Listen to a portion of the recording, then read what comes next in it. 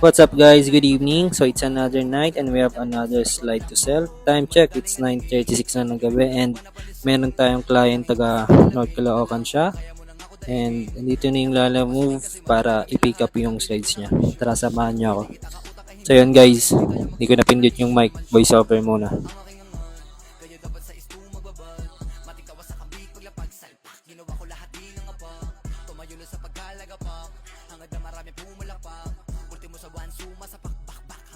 Magulat lahat pinangako sa sarili pinagana na maigi pinadala mga tira nakapusin agad ang mga hilig na gaboy ang mga titik nag-iba ang mga Yun guys, done deal. Nakuha na ng rider yung slides sa client natin. Yung client nga pala natin ngayon, na-discover niyo yung post ko dun sa may TikTok.